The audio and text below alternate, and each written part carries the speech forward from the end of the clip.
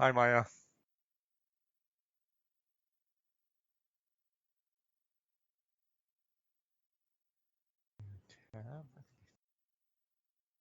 Okay, I'm sharing my screen. Could you see the PowerPoint? Could you give me a thumbs up if you see the PowerPoint? Um, I will when I see it. Can you hear Okay, me? okay. Yeah, I can hear you. Good. Are Okay, you in good. New York City? I'm not. This time I'm at Brandeis. Right. Okay, And friend. I'm in the campus, and there should be a much better connection. And I'm on my laptop. This should be a Okay, lot better. awesome.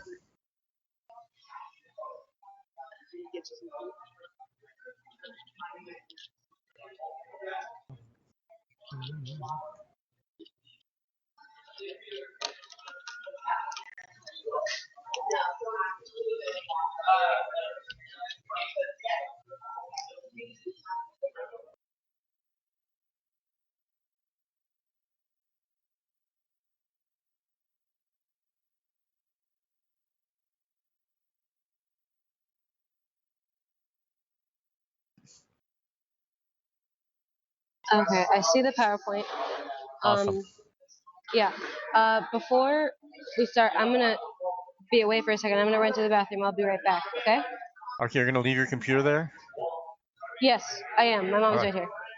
All All right, right, all cool. right. Thank you. I'll be right back. Awesome. All right. All right.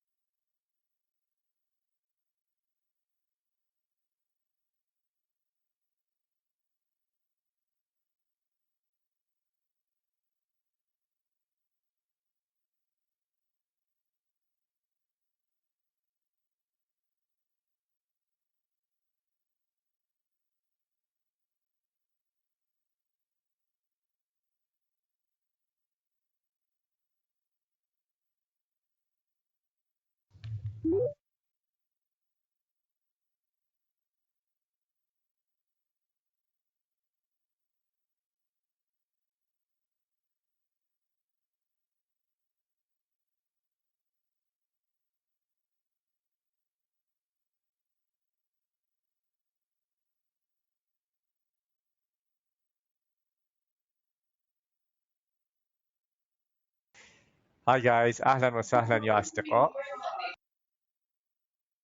Could I get a thumbs up sign if you see the PowerPoint presentation?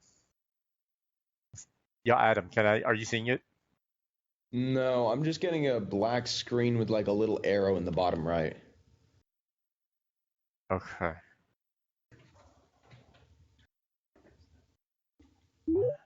What if I do أهلا يا Oliver? Hey,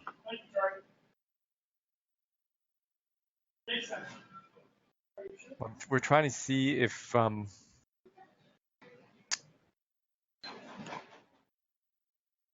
let's see. We're trying to see who can see the screen.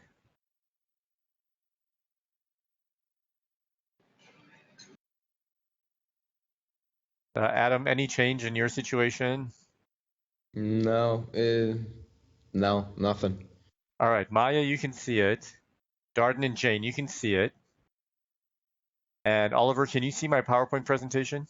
yeah, I can. Okay, and Pippa, you can see it as well, right? Yeah. Okay, Adam, do you want to try logging back in? Just leaving and coming back in to see if it changes? Sure.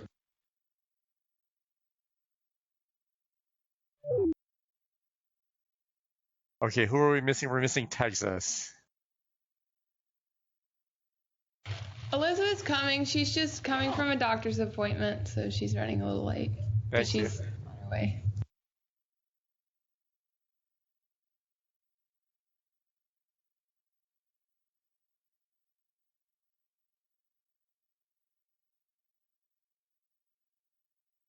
Okay, I'll make this in the announcements portion of the thing too. I've graded all of the take-home quizzes that I got from you. Several of you still haven't sent it, so send it even though it's late, because that's how we're going to get points. The other thing is keep up the good work with the homework. You know, you want the homework to be marked red because that's what happens when you're learning a new discipline. And so don't be discouraged by corrections. You know, if at the end of the semester you see that you've been making the same mistake over and over and over again, then feel free to send an email and say, Niazi, what is this about? What rule am I missing? So, but don't be discouraged by red markings on the homework. That's always a good thing. That's always a good thing. Okay, here's Texas, and now we're missing Adam. All right, we're going to get started. And I may have to repeat part of what I say when Adam comes back in. And I'm going to just quickly look at my email. He might have some sort of technical issue.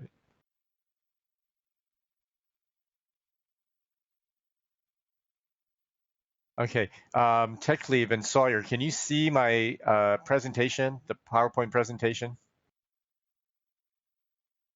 Yes, we can. Okay, good. All right, well, let's get started then. All right, so this is, let's see, Thursday, Thursday, March 19th. And off we go. So today's class there'll be announcements, there'll be a short cultural note, there'll be homework review. Remember, we're gonna privilege homework because there's a lot of Arabic that we know that we're juggling, right? So we're gonna do homework review. Then we'll have a presentation on Islamic art entitled Geometric Patterns in Islamic Design by Pippa. And then there'll also be a partial review of the take-home quiz and then the homework assignment for Sunday. Okay? All right, so in class presentations, I know we had 2 names down for Tuesday, but I don't have my notes from previous Tuesday. Who's going to be presenting next Tuesday? I'll be presenting. Okay, great. Was there another person? It may have been Adam. Okay, I'm I'll put all. sure it was Adam. Okay, all right, awesome. All right, the other thing is I've graded all the take-home quizzes that I got. We'll send to you after class if I haven't already. I'm almost caught up with the homework and also the makeup homework. And thanks to those of you who've been sending the makeup. Yeah, keep sending it in and I will mark it for you and hopefully there'll be good learning. All right, so these are the announcements. And then, all right, now who wants to read this on the screen? This is our cultural note.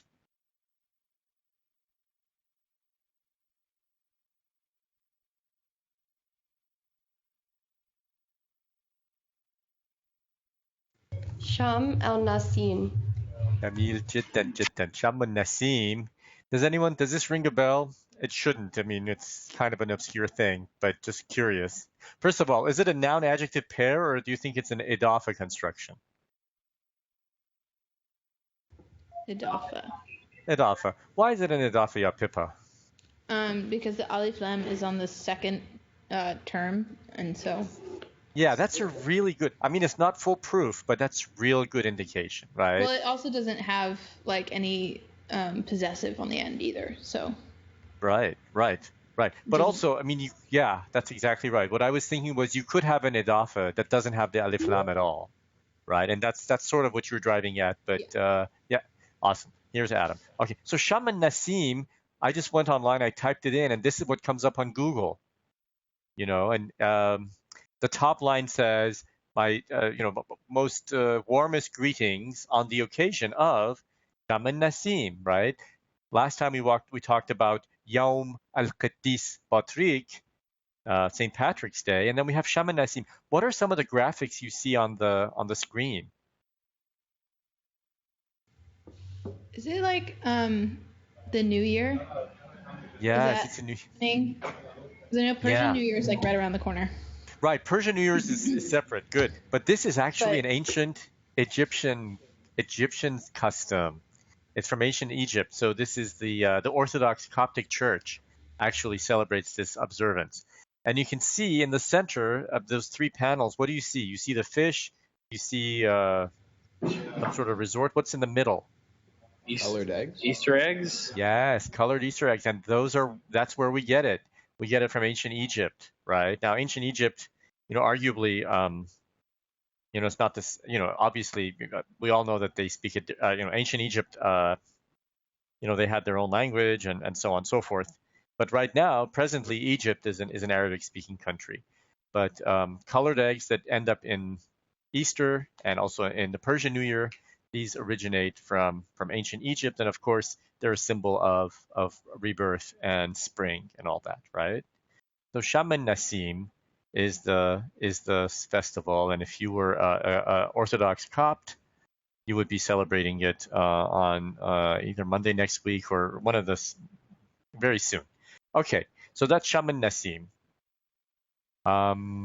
Literally, it means the smelling of the breeze. You're supposed to sort of go outdoors and smell the breeze. And this is another graphic. Happy Sham al-Nasim. Now the meme has a shadda, so really you need two memes at the end of Sham. Happy Sham al-Nasim. This is how Egyptian says it. All right. So that's our cultural note. Now we're going to do homework review, right? One of the homework one of the exercises was to fill in the blanks. Who wants to read the fill in the blank exercise on the screen?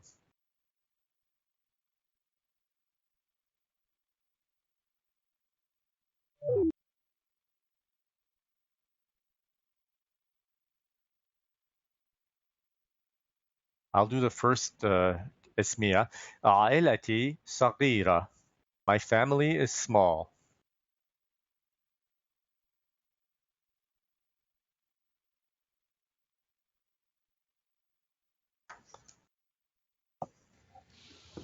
أحب وحيدة blank اسمها لينا. جميل جدا. لي أخت واحدة. لي أخت واحدة. So to me there is a single أخت. What's أخت? Isn't it sister? Sister, yes. To me is a single sister, blank, اسمها Lina. What does that mean, اسمها Lina? Her name is Named Lina. Lena. Yes. So what did we put in the blank? For عائلتي صغيرة لي أخت واحدة اسمها Lina. I have a small family, or my family is small. I have one sister. Her name is Lina.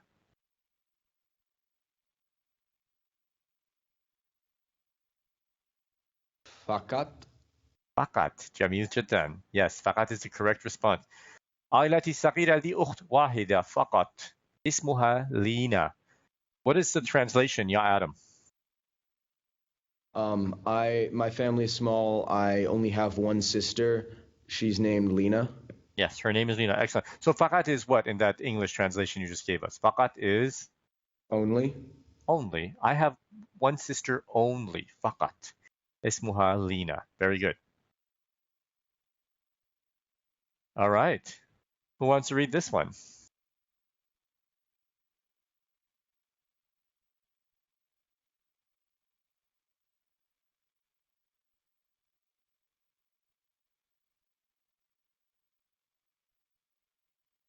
I'll do the first bit. Binisbati li, according to me, as far as I'm concerned, and then what is the rest of it? Blank.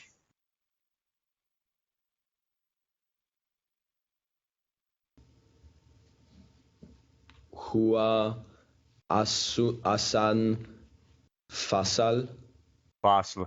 جميل جدا. بالنسبة لي, according to me, blank هو أحسن فصل. What so what did you put, ya Adam, since you're on? Or what does أحسن فصل mean? Yeah. Isn't that like the best season? Yes, that's the best season. So if it doesn't jump out at you, make sure you look at the notes, the comments on page 93. Have a glance at what ahsan. Yeah. So according to me, this is the best season. So what did you put, ya Adam? I put al-Sif. الصيف. بالنسبة لي الصيف هو أحسن فصل, which means what? Isn't that summer? That's summer. According to me, summer is the best season. Very nice. Now, what did I put? Could someone read what I put? بالنسبة لي.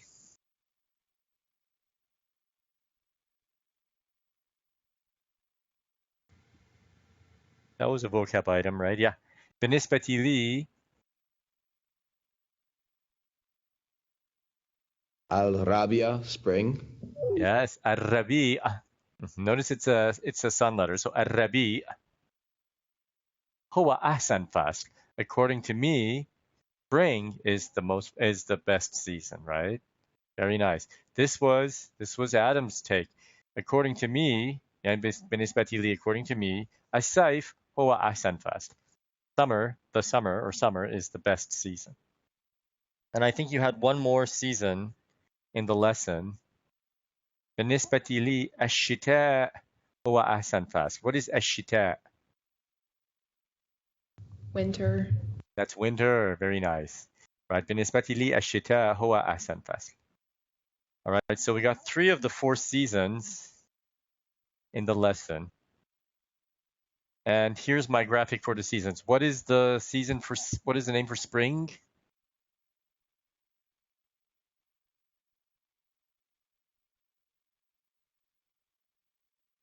It is الربيع. الربيع.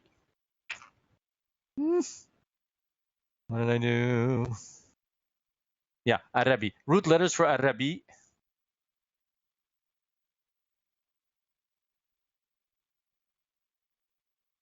Ra, Ba, and Ain. Right, and we've seen these root letters. What have we seen these root letters in so far?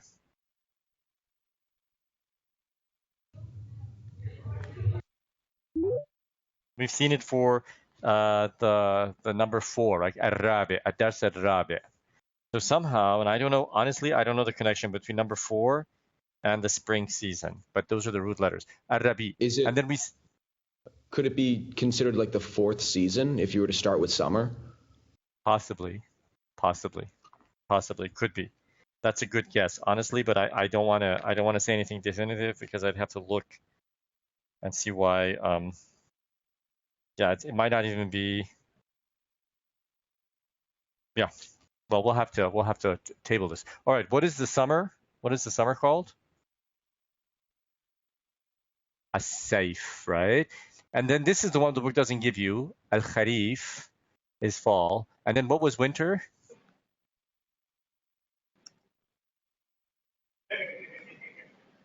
Ashita.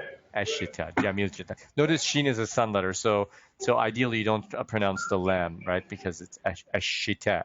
Very nice. So these are your 4 names for the seasons. Good. All right, and then the question went on. This was in the book. It said, according to me, بالنسبة لي الربيع هو أحسن فصل. The spring is the most wonderful season. And then there was another blank. You had to fill in ما هو أحسن فصل blank. What did you guys put in? Put بالنسبة لك. Excellent. ما هو أحسن فصل بالنسبة لك, which means what, ya Pippa? In her opinion, or in your opinion, but a female. Excellent. In your opinion, but a female. If you're asking a masculine colleague or a masculine friend, instead of binisbati laki, you would say بالنسبة لك. binisbati laka. Jamil jiddan jiddan. Very good. All right, who wants to read this one?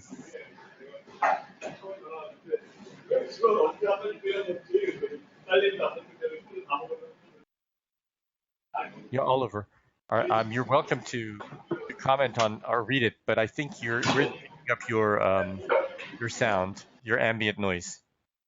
Oh, I'm sorry. That's all right. I'll mute it. No, you're welcome to. You leave it on if you want to comment, but if you're not, then yeah, mute it. Thank you. All right. Who wants to read this sentence? And Oliver, feel free to jump in.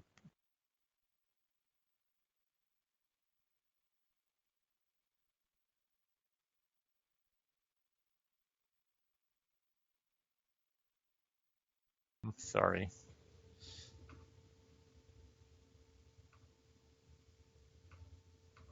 في السعودية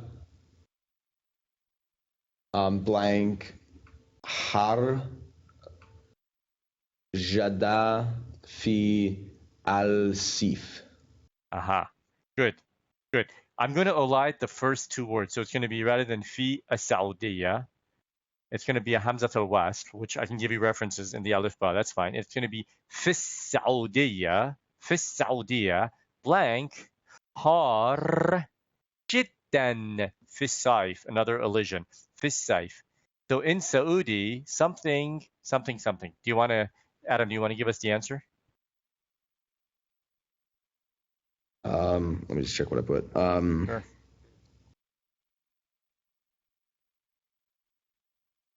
Al-Jaw. Yes, Al-Jaw. That's fine. Al-Jaw harf jiddan fi saif. All right, Al-Jaw works. What does Al-Jaw mean? Isn't it hot? The adjective hot is har. What is? Oh wait. Jaw is. That's fine. Did anyone else put Jaw? The Saudi. Weather, yes. Isn't it? It's weather. Oh, yes. okay. Right. And so Al-Jaw works for Saudi. Al-Jaw har jiddan fi saif. I put ataks, and ataks, of course, is the same meaning. Fi Saudi, ataks har jiddan fi saif. Okay. Very nice. Does anyone? So is there a difference in when you'd use them, or are they just interchangeable? Attacks, and I'll have to double check. Attacks to me sounds more formal, and Al-Jaw sounds a little bit more informal. I would use attacks, but I'll have a story. I'll look it up, and I'll have a story for you next time. But whenever you're doing formal Arabic, the word generally they present as attacks. Jaw is a bunch of things. Jaw means atmosphere, for instance. Yeah.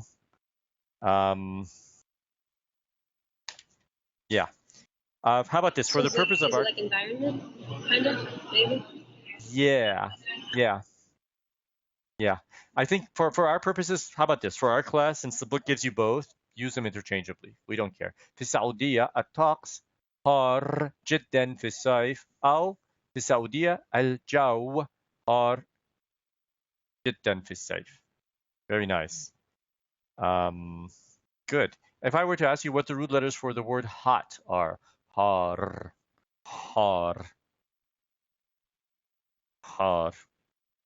What do you think the root letters? Is it ha and then two ra? Excellent. Yes, it's doubled, and you can see the shadda. And in fact, you see the word for temperature is darajat al-harara, obviously. So it's the same root letters, the ha and the ra, which is doubled. Very good. So in Saudi, meaning in Saudi Arabia, in the nation of Saudi Arabia, the weather is hot, very hot. In fi saif. What is fi saif? Summer. In the summer. Good. In summer. Has anyone been to Saudi Arabia? No, I haven't either. Okay. And then it gives you a temperature range. 40 إلى 45. What is the word for temperature in Arabic? Can you you say it was درجة الحرارة? Yeah, درجة الحرارة, right? So you can see درجة الحرارة, right? So now is this an idafa or a noun adjective pair?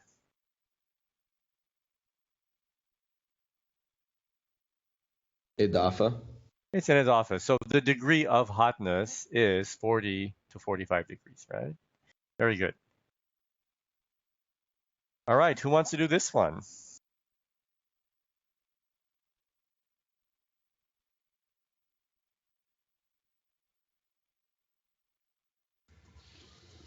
الطقس في العراق blank جدا في الصيف no sorry whoa الصيف. Excellent. There we go. الطقس في العراق blank جدا في الصيف. Notice how you light the في and the صيف. Yeah, في الصيف. الطقس في العراق blank جدا في الصيف. Very good. What did you put, yeah, Pippa? I said har because I thought it was hot. Yes, in Iraq, actually in the summer, it's very hot. Very good. Where, and who wants to do the next part of that sentence?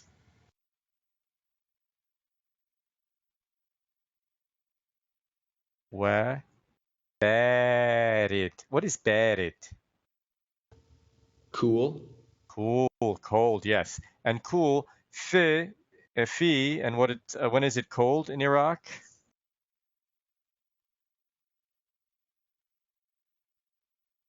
بالشتاء, obviously, right? It's cold in the winter. Okay. Okay, I'm going to do the first line for you guys, right? Just in the interest of time, because we have a treat coming up. We have a presentation. Okay, so I'm going to do the first line. لا يسكن الناس في منطقة سيبيريا كثيرا. Who wants to do the word after كثيرا?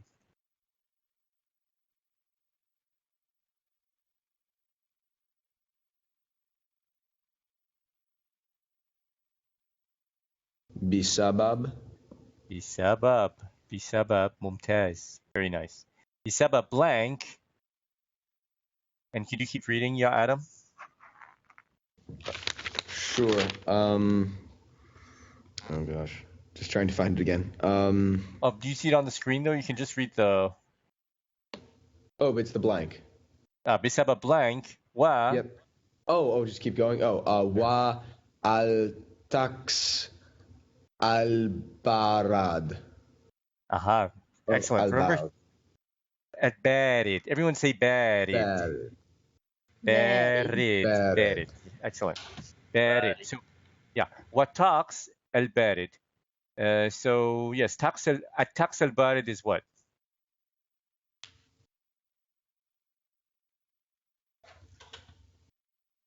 The cold weather, right?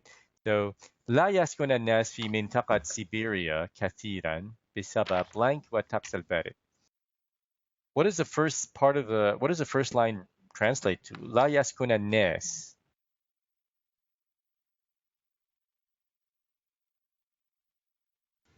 The people do not live in the area of Siberia. Yes. كثيرا, greatly, meaning many people don't live there. What's بسبب? Because blank والطقس البارد. والطقس البارد. What did you put, yeah, Pippa? For what? For the blank.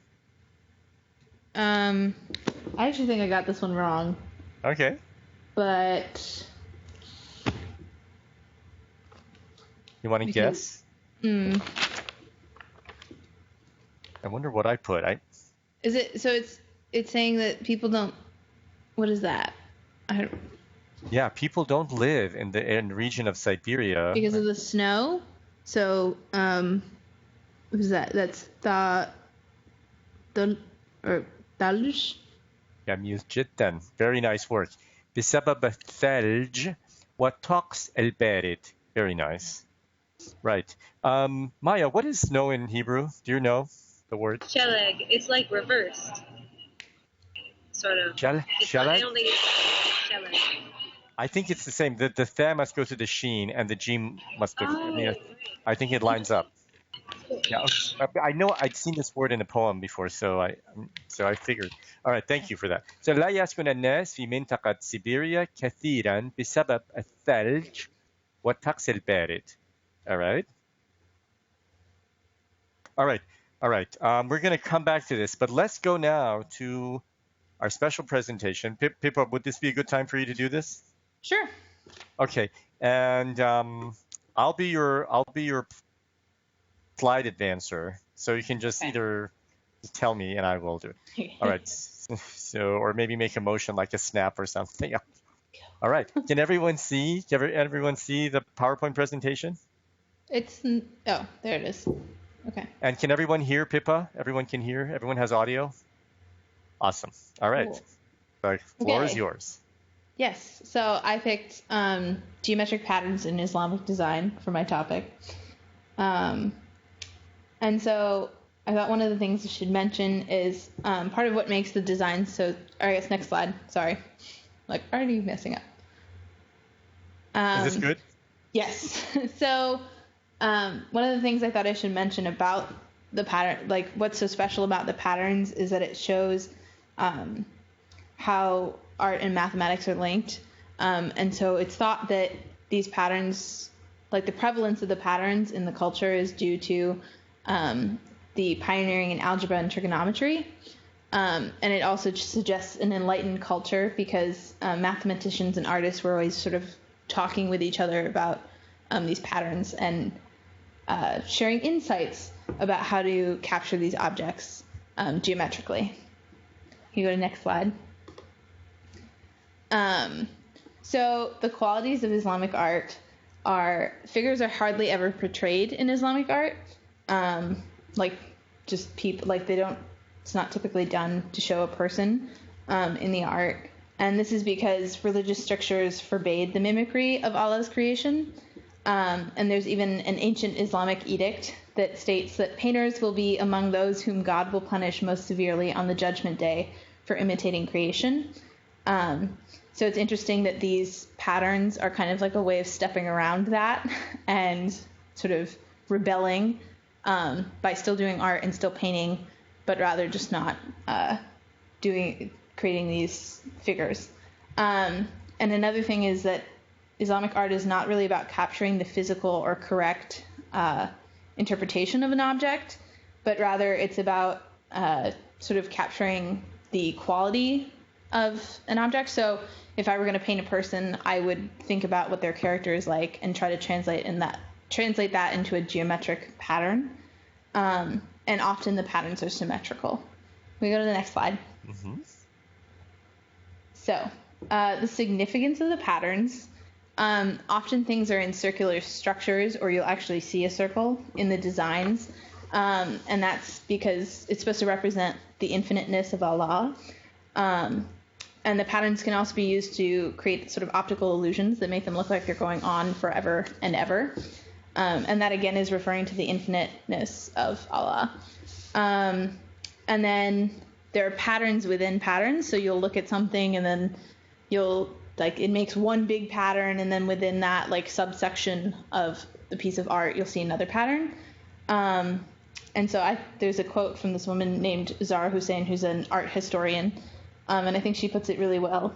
She says that in the small you can find the infinite. A single element of the pattern implies the infinite total, which I think is a really cool sort of. I thought it was kind of like a metaphor that, like, any part of the creation, like your life, which is part of, like, the larger pattern of humanity, implies the totality of Allah, which I thought was really cool.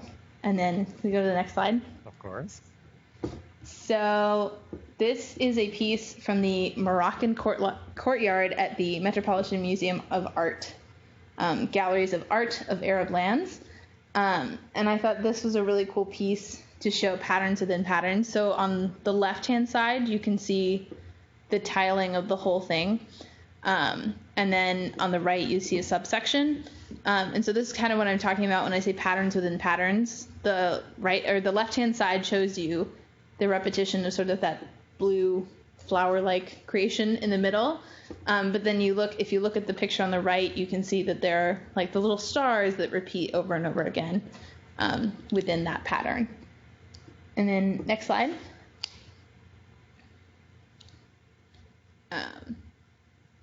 Yeah, okay. This is good. Yes, and then this is a picture of, it's a decorative wall panel on the exterior of the, I don't know if I'm saying this right, Bahia Palace in Marrakesh. And what I thought was interesting about this piece is not only is it the tiling with the designs on it, but it's also got carvings, which I thought was really cool. And then can we go again? Mm-hmm.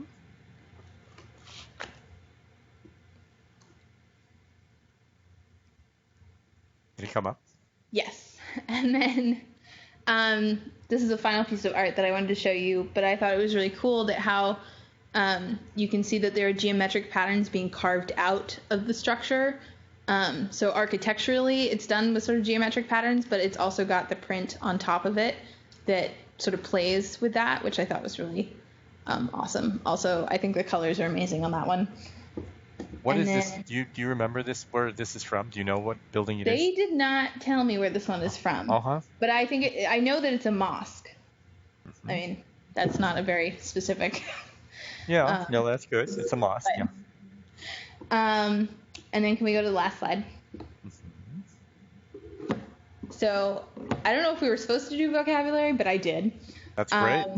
Just thought like we should sneak some stuff in there. So the first one is mosque, and I do believe it's pronounced jamia or jamia. Mm-hmm. And then what I thought was really interesting. Sorry to interrupt you. Incidentally, we know a word that looks almost the same, which is what? Well, University. Yeah, University, jamia. yeah. By Jamia and Jamia, they're almost the same. One of them has a ta marbuta. Why do you think that is? Well, Isn't it's it like, about gathering? What's that? And that's why like Jumu'ah is like it's all about gathering. That's right. So the root letters Jin, Mim, Ayin, excellent, have to do with gathering. So you gather at a university and a mosque. I think also there's another reason historically mosques were places of learning. So that probably has something to do with it as well. Yes, Pippa, please go ahead. Sorry to interrupt. No, it's fine. And then the next word we've actually seen before in our book. I think it was like chapter 3, al-handasa, which is engineering, architecture, and geometry, which I thought it was interesting that it was all of those. I don't know. And then I had the art of painting, which is fan al-risha. And then the last one, because I thought it was kind of like this, it's an interesting word that I don't think we'll ever use, but... oh, you'd be surprised. So it's bla nahaya. Bla nahaya. I don't know. So yeah, that's it. Thank you very much, Pippa. Let's have a round of applause and then we'll ask our questions. Okay, questions for the speaker. Yes, Maya, please go. I don't know if it's something you researched, but I saw in a bunch of things you showed us there were like stars. Like it wasn't like the star, but it was this many pointed sort of spiky star things. Do you know what that is? Maya, I think it's... Oh, sorry, did everyone get the question? I didn't actually hear it. Pippa, could you repeat the question? I can repeat the question. So she was asking about the stars in a lot of the designs. And as far as I know, although I'm not going to say I'm right, is that they're sort of a product of like the triangles of trigonometry and like just how it all works out. I didn't read anything specific about the meaning of them, but I'm not going to go on the record and say that there isn't meaning because I don't actually know. But I would think that it was due to sort of working out the patterns. I can't really add anything substantive to that, but just to say, as Pippa said, geometric patterns are huge, and you want this, and stars just Yeah, they're huge because figurative is typically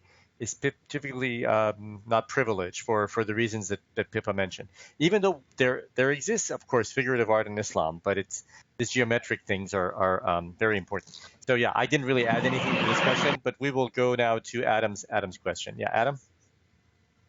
So the images that you showed us, when roughly do those date from, and like how long back does this style of Islamic or Arabic or Arab art go back? This is pretty old. I actually don't have any like specific dates for you, but like at least the one that's of the courtyard was like made for the Metropolitan Museum of Art, so that's probably pretty recent, but it's in the style of the older stuff. But as far as I know, this is sort of like with the cropping up of like when Islam was sort of became prevalent in like the Arab world. That was when this kind of started. I'm not an art historian, but I would guess that this is 13th century or 14th century Common Era, which brings up a point. You know, this is, of course, when we talk about, how about this? How many people have been to the renovated Islamic art wing in the Metropolitan Museum? I haven't been there. It just reopened, and the thing is, I lived in New York for about 6-7 years. The museum was closed, or that wing was closed all through this time, which was a huge shame, right? I wanted to see it. I lived in Cairo for 1 year. The Islamic Art Museum was closed during that 1 year. I'd seen it earlier, but yeah, it's really worthwhile to go to these big museums and have a look at the Islamic art section, because there's an incredibly rich tradition of Islamic art spanning many, many centuries, many, many different cultures. You know, not all of them Arab speaking, but they're all united by this big umbrella of Islamic culture. And not all of them even, I would say, not necessarily even in a religious sense, but really in a cultural sense. That part of the world has been dominated by this cultural, very productive thing, a presence. So I recommend and suggest that you see these museums if you can. The Metropolitan. If you're ever in Paris, go see the Louvre. If you ever make it to St. Peter's, yeah, go ahead. We have a Middle Eastern wing at the Smithsonian. Awesome. Yes, that's right. Here. Excellent. Yes, the Washington. Smithsonian. Well, absolutely. Go and have a look at that.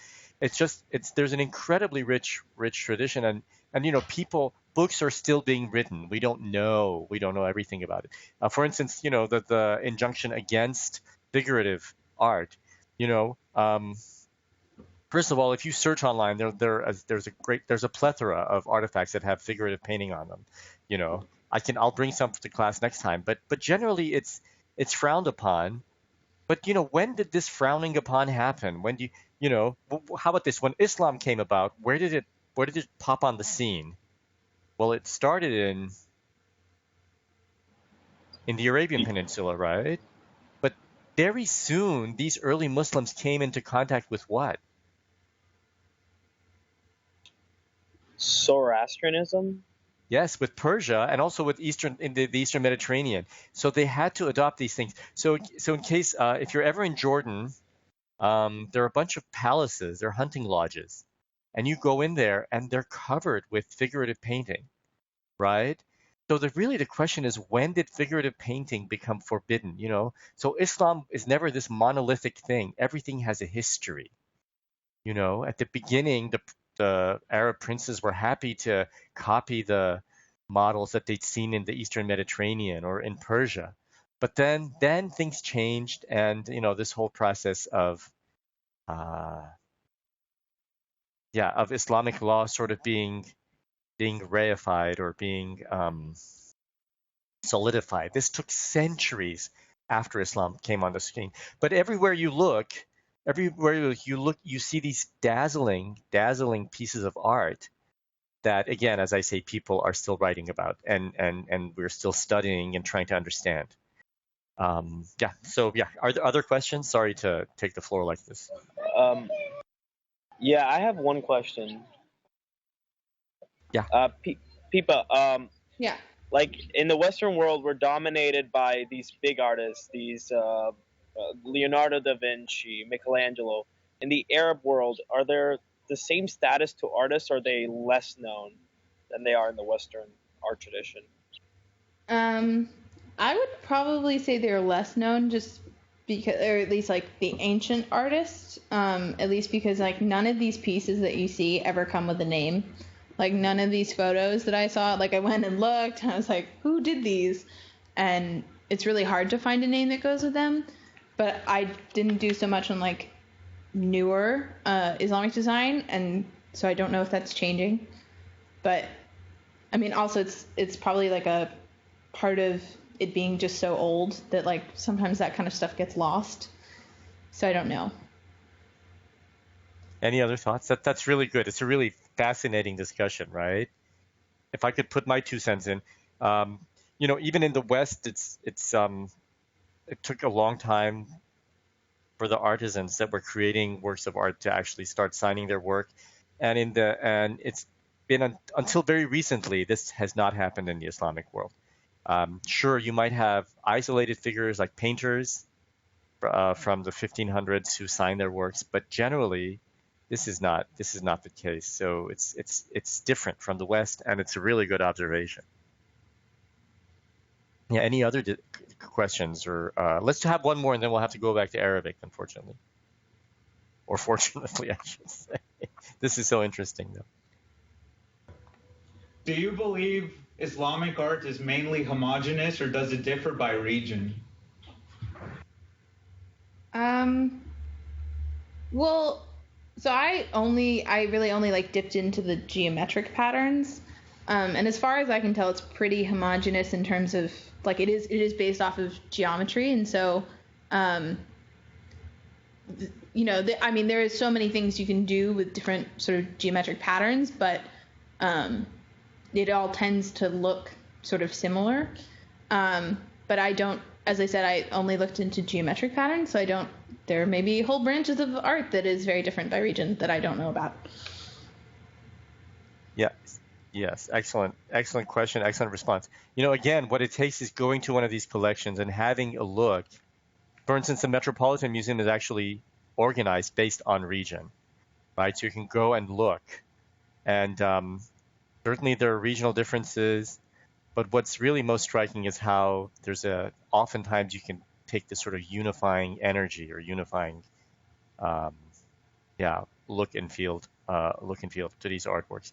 Okay, let's have another round of applause for Pippa. Thank you for an excellent presentation. Very nice. Okay. I will bring some figurative art. If I can find pictures from this hunting lodge, because it's really the most striking thing, I will bring them to class next time. The other thing is, why do we call it Islamic art rather than Arab art? Well, I think it's because it's mostly in mosques. Like that's very like a very typical place that it's in. Mm-hmm. Other possible reasons? As far as I can tell, but I wouldn't say that it's not like. I think it's more of a cultural thing than it is like a religious thing. It's more of a cultural like the thing. Art generally. Like I wouldn't say like if I were going to rename it, I probably wouldn't call it Islamic art. Like I don't think that's. Well, the thing is this, if you go to Indonesia, you're going to find Islamic art. If you go to Morocco, you're going to find Islamic art. And these two countries are really at opposite ends of the globe, right? So I'd like to, if I could put my 2 cents in, a whole bunch of different cultures have produced art under the label Islamic art. So when you say Arab art, you're actually privileging speakers of Arabic, which Moroccans are, but Indonesians aren't. So just be mindful of that. That's why the term Islamic art, even though it's not an ideal term, is used because it covers all the different regions that are Islamic, but not necessarily Arab, as in Arab speaking in culture. All right. Very good. Can I say one last thing? Yeah. I also think the figurative stuff may be sort of like I know I spent part of my summer in India, and we went to a few mosques and like some art museums, and I tended to see more figurative art in that, and I think it might have to do with sort of the clash of or not the clash, but influence of Hinduism on Islam. So I don't know if it's a regional thing too. Yes, absolutely. Like the figurative versus these kind of designs. Yes, absolutely. I don't know the specifics, but I would tend to agree with you, right? You go to temples in India, but I haven't had the privilege of going, but they're covered with figurative art. So absolutely, there must have been an influence on the mosques as well. Yes, very good. Would it be possible for you to maybe email us if you can find a picture of the figurative art in an Indian mosque? That would be so fascinating to see. Sure. If you could look for it. If you have it, don't spend a lot of time, but if you could, I might even have some photos from the trip, so I'll awesome. look. Brilliant. Thank you. Okay. All right. So now we're going to go back to, let's do another exercise. We'll come back to these filling the blanks. Let's do this exercise. This is the exercise from chapter 4, and it was challenging, but the first part of it should be easy, and that is to determine whether a sentence is verbal or nominal. And again, we said the division is kind of a little strange. It's not very useful to a foreign speaker, but this is how Arabic thinks of its sentences. So, could someone read the sentence that's next to the bullet there?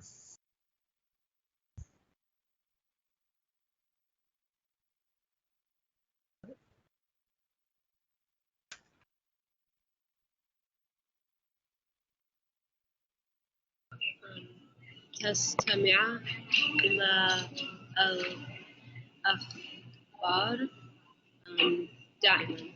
Excellent. تستمع إلى الأخبار دائما. Very nice.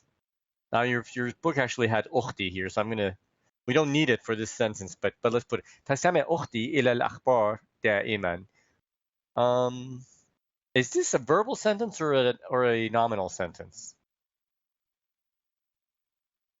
Verbal. It's a verbal. Why is it verbal, Ya Jane? Maybe because it begins with a verb. Yeah, did everyone get that? Quite simply, it's verbal because it begins with the verb. But there's no trick to it. Look at the first word. If it's a verb, it's a verbal sentence. Right? So تستمع أختي إلى الأخبار دائما is a فعلية. Right? What is the definition of a nominal sentence? It begins, Maya, one more time. With a noun? Yeah. Really, it's the easiest part of Arabic grammar is to determine whether a sentence is nominal or verbal. There's no trick to it. You just look at the first bit. If it's a verb, it's a verbal, and if it's a noun, it's a noun. Let's see, a nominal. Sorry. So let's go. What if it begins with an adverb or something that's not a noun? If it's neither of those, then I would keep going until I hit one of those two. Okay. I mean, this is the dirty rule. I mean, it's a little bit more refined than that, but it's a good question. It's a good question. For now, let's just say we'll keep going until we hit the verb or the noun. If you have one of these things, if you have one of these bits, like a prepositional phrase or an adverb. Yeah. Very nice. How about this one? إخوتي مشغولون بالعمل دائما. Is this a nominal sentence or a verbal sentence? Nominal? Is it nominal? Yes, it's nominal. How can you tell? Starts with a noun. It starts with a noun. No trick, right? So this is an اسمية. How about this one? والدتي متخصصة في الطب النسائي. Nominative? It's a nominal, right? We call it nominal. Nominative would be a different thing. Yeah, nominal. So it's an اسمية, no worries. والدتي okay, let's translate. إخوتي مشغولون بالعمل دائما. This is the second bullet. Who wants to translate? You know what? Let's do all three. First bullet. تستمع أختي إلى الأخبار دائما. Who wants to translate? Okay, I found this on the web for nominal. What is that, E-Trend? Goodness gracious, Siri. All right, sorry. Just scared me so much. تستمع أختي إلى الأخبار دائما. Sorry, I don't know why I turned Siri on. Just by mistake. that my sister listens to the news always. Yes, my sister listens to the news always. Very nice. Yes. How about إخوتي مشغولون بالعمل دائما?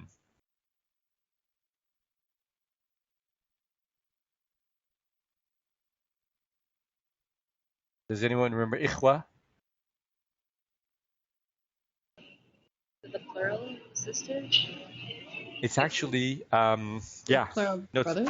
it's a plural for brothers is what it is. إخوة is my brothers. إخوتي, my brothers. So they're Right. working, or they're working always. Yeah, they're working always, or a slightly better sentence would be, They're busy with work always. yeah, they're busy with work. They're preoccupied with work always. And it's an ismiya. Very nice. How about the last sentence?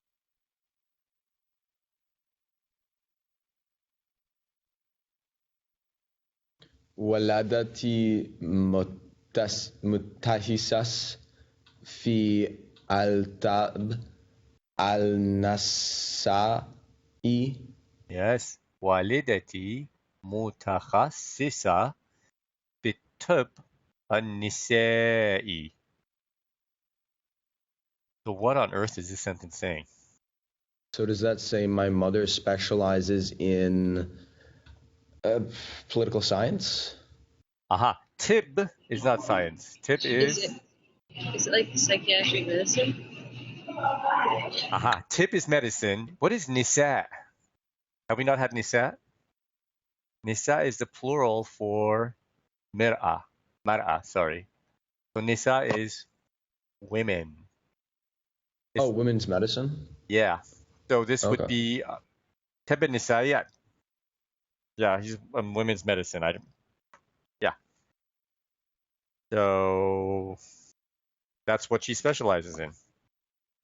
I mean, I'm just wondering, it's like OB/GYN, obstetrics, gynecology. I think that's what Tib Nisai covers. All right. So, and it's an ismiya, as you guys said, because it starts with a noun. Very good. All right, who wants to do this one? Oh, sorry, is this, I'll read it. Tell me if it's a فعلية or اسمية. تدرس الأستاذة مريم اللغة الإسبانية.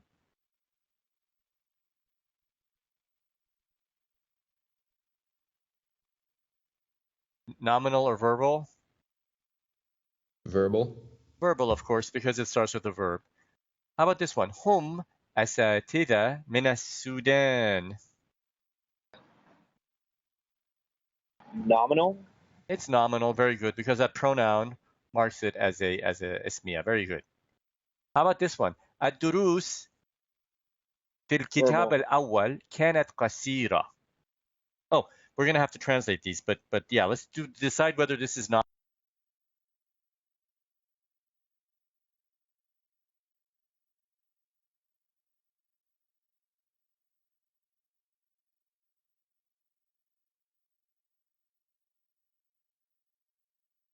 What happened? There you guys are. Sorry, That happened to everyone? Yeah. Yeah. Yeah. Oh, good, okay, good. Oh, that was scary. We went through a black hole. All right. الدروس في الكتاب الأول كانت قصيرة. قصيرة. Is this nominal or verbal? Verbal. I Nominal? thought it was nominal. Because Yeah, that's why? lessons, isn't it? Yes. The lessons, الدروس. الدروس is Oh. lessons. Yeah. Right? So it's nominal. Okay? Very good. And then جدتي تعرف أسماء كل الجيران في بنايتنا. This is اسمية because جدتي, what does جدتي mean? Isn't it grandmother? Yes, Or my my grandmother. grandmother? My grandmother knows something. So the fact is, my grandmother is a noun, so it starts.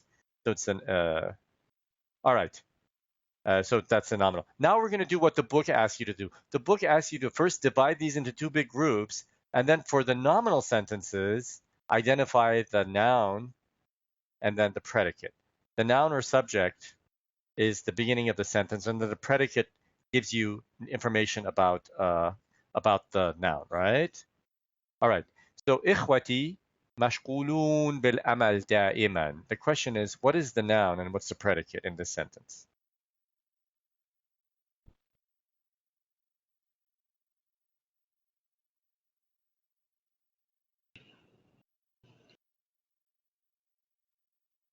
So is akhwati the noun and then mashulun bilamal daiman the predicate?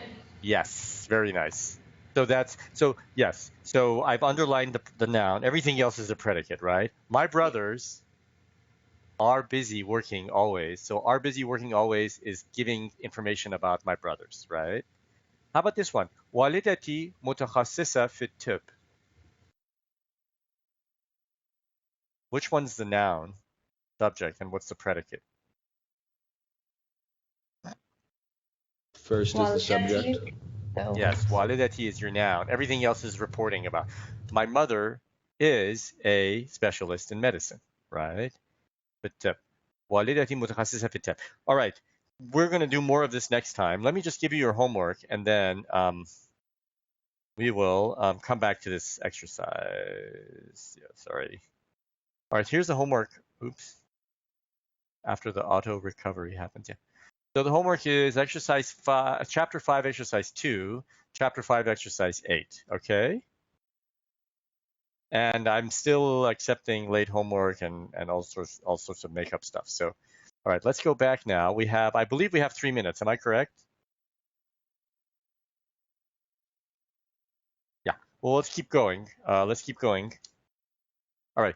Hum asatida min Sudan. We decided this was nominative. What's the noun subject? What's the predicate?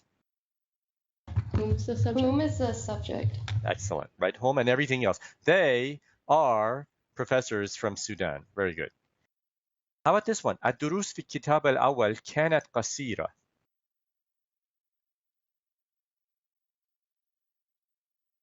The lessons are the subject, so al-darus is the subject and the rest is the predicate.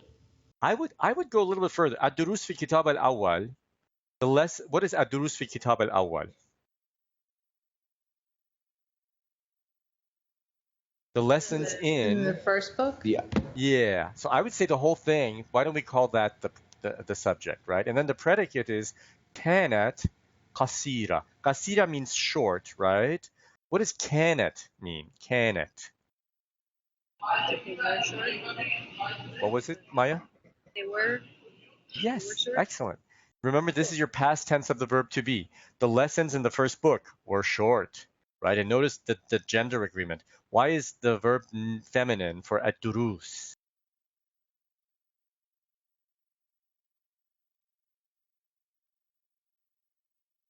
Well, because durus is a non-human plural, right? So that's why it's grammatically it is supposed to be a thing.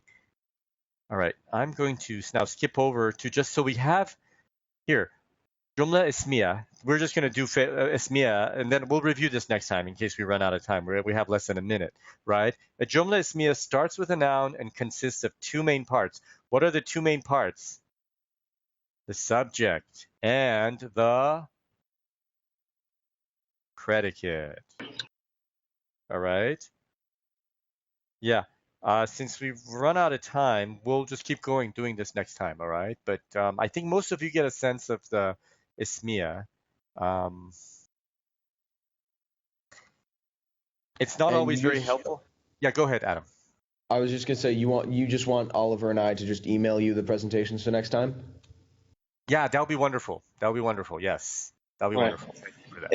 Is there any particular time that you want it by, or No, as long as you have it by class. As long as you have it by class. All right. Sounds good. Awesome. All right. Well, have a great afternoon, everybody, and I'll be sending you material if you haven't received graded homework from me. Okay. All right. Thank you. Thank you all. Thank you. Thank you. Thank you. Bye bye. Thank you. Ms. Tunyasi, I just wanted Yes. to say real quick, I'm Yes. sorry about the last time and also the beginning of this class. I kept popping in and out. The connection was pretty bad on my computer. And also last time, I completely just did not anticipate that amount of people in a Starbucks. It was no problem. No problem. It didn't affect the class at all. Were you able to log on to? Were you able to look at what you were gonna see? Maybe not yet because you just requested I it. haven't yet. Yeah, I haven't gotten a chance to do it yet, but I now know it's available, and I'll email Ms. Zoe the exact same thing. Yeah, in a Stephanie minute. sent an email. You got Stephanie's email and all that, right? Good. Excellent. Well, safe journeys you. to you and happy shopping. Happy college shopping. Thank See you. you I'll later. see you next week. Ma salama, ya Maya. Bye bye.